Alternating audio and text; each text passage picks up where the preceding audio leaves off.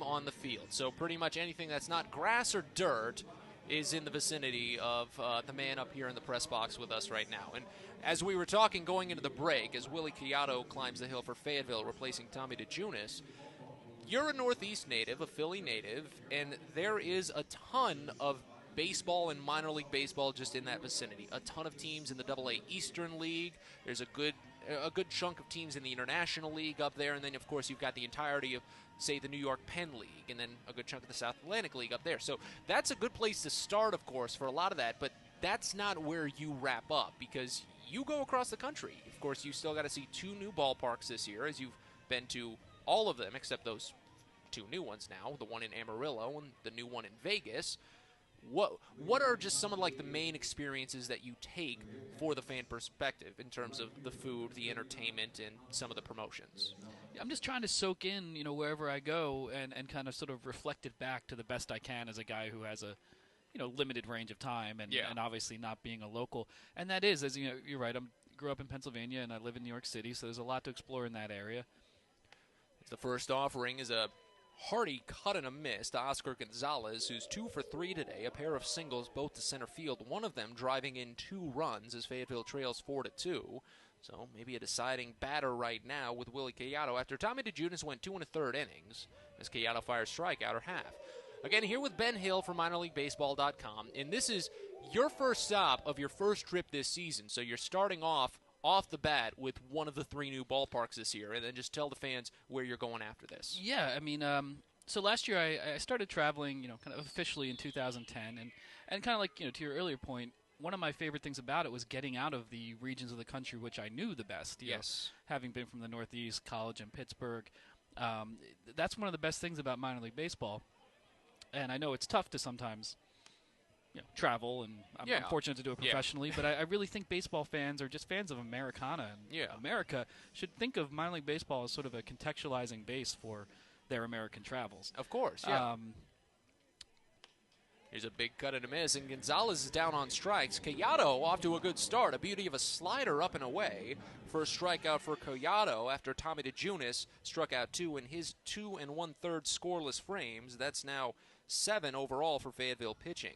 And last time we talked, when I was with Lehigh Valley last year, one of the better AAA parks in the country, I know I asked you all sorts of questions on, what do you prefer about these parks over these parks, and what's your favorite park? And I understand that now that you've seen, at this point in your career, upwards of 180 parks when you count defunct parks and Major League Baseball parks, it's hard to really put a singular favorite on something. It really is. It's when tough. You've got so many levels, too. It's tough to be asked the best of anything in minor league baseball. This here tonight in Fayetteville is my 175th park, including the defunct ones. Last year I hit a milestone of having been to every active affiliated park, which, of course, now you got to add 2 3 more after tonight. Right. Yeah. So I did slow things down this year, and as you mentioned, kind of instead of just that feeling of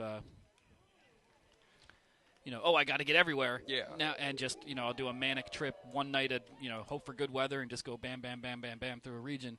Now this year I'm kind of trying to slow it down a little bit. You get time to breathe and fully take in everything that a park has to offer, because from what I've understood is that today you're taking in a lot of the food and going through your food reviews as you usually do. And I know we might not be as unique as some of the ballparks. I remember when I was with Lehigh Valley last year, we had our deep-fried cheesecake, and now they have lobster mac and cheese and their deep-fried bacon and all of that. So I know that's a lot more outlandish, and they've got a little more leeway when it comes to things like that. But then you look at a park like this, obviously a little smaller, understandably so, but then we've got our own unique features that after you look past the food, you'll get to try out. I assume you'll get to spend a little bit of time at Healy's Bar in right field, especially tomorrow on Thursday when it's open after the game even.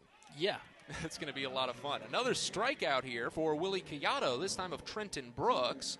Now 2 down, and that's 8 strikeouts racked up for the Fayetteville staff on a couple of quick outs here in the 8th inning. Again, here with Ben Hill from minorleaguebaseball.com.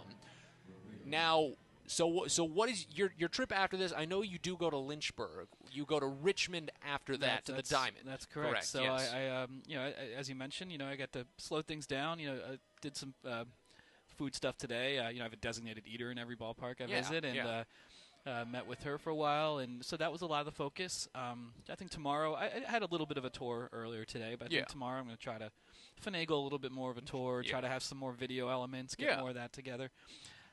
Looking forward to Thirsty Thursday. I've heard it's a big deal in these parts. It was a time last week, let me tell you, man. You're in for a treat, and now that some of the colleges are letting out. I'm looking forward to it. You're in for something.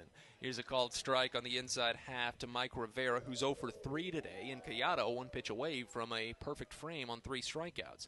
How excited are you to go to the Diamond, one of the more historic ballparks in minor league baseball? Yeah, I'm looking forward to that. I'll be in Richmond, the Diamond, home of the Flying Squirrels, Monday and Tuesday. I was there 4 years ago, and it's a funny stadium to me. I mean, it's such an intriguing stadium because it doesn't have any outfield seating. It's just that double-tiered, and the tiers go so high that they don't even use all of the seats. But it was built in like the 70s or something, and it's just held on for all this time. It's kind of the AA equivalent of the sort of ballparks you don't see anymore, such as the Vet, where I grew up going, Three River Stadium, those kind of places. But it's still hanging in there. Pitch just outside, runs the count full on Mike Rivera. Borderline call that Kyle Nichols didn't pull the trigger on. Collado was hoping for it again. We'll see if we can find it here. But they've wanted a new ballpark since the Flying Squirrels came to town about 10 years ago. That was kind of predicated on having a new ballpark. That's kind of been the issue, zoning and government and all that fun. And we've experienced that here. A grounder to third, backhanded by Shaver, throws across the body, stretched out by Adams in time from foul ground. Colton Shaver with a gem of a play.